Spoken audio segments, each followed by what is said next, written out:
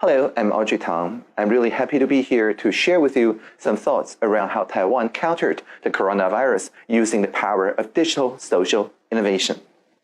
Social innovation, that is to say, people who participate from all walks of life in order to publicly benefit the society, is the cornerstone of the Taiwan's collective intelligence response system, and it's really fast. Whereas many jurisdictions began countering coronavirus only this year, Taiwan started last year.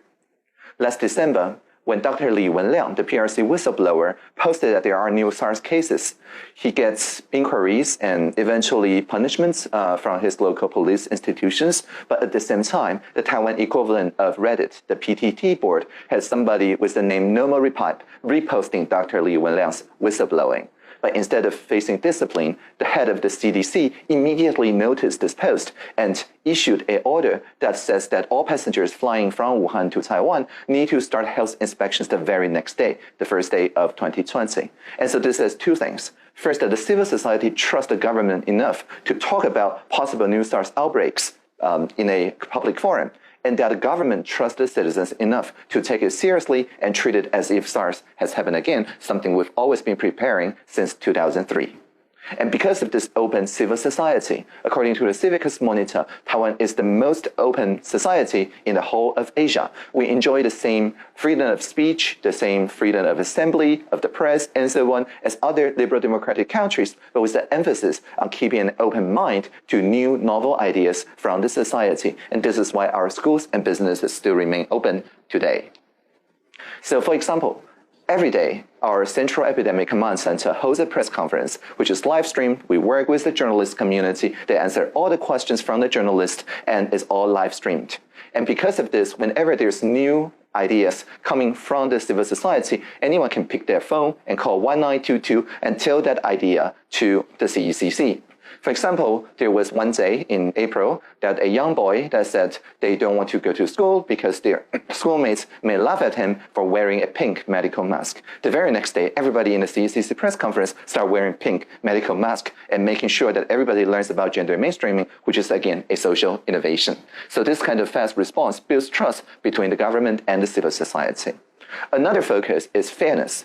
For example, when we ramped up the facial mask production, making sure that everybody can use their national health insurance card to collect masks from nearby pharmacies, fairness is the guiding principle. So not only do we publish the stock levels of all the pharmacies, but we actually publish it every 3 minutes. And that is why GovZero and many community contributors built more than 130 tools that enables people who prefer viewing maps or people with blindness who prefer to hear from voice assistants, as well as people who are using the chatbot like a Line platform, which is very popular and so on, can get the same inclusive access to the information about which pharmacists near them still have the mask. And because Taiwan has more than 99.9% of health coverage, people who show any symptom will then be able to take medical mask, go to a local clinic, knowing that they will get treated fairly and without incurring any financial burden. And this also enabled people who make dashboards that lets people see that our supply is indeed growing, that we now can collect, if you're an adult, 9 facial masks every 2 weeks, or 10 if you are a child. And it shows us where in Taiwan do we have a oversupply or undersupply, and we change the pharmacies based on the real feedback of the pharmacist, so that their received supplies as well as the ordering system is also co-created with the whole of society. So based on the analysis, as you can see our premier smiling happily here, that is because we started working with convenience stores. So you can take the same NHI card to go there and collect your mask anytime, 24 hours a day, because there's many people working in municipality that have a longer working hour than pharmacists. And so before, when we only rationed through pharmacists, they could miss the mask collection simply because they work too late in the day. And so we ensure fairness of all kinds.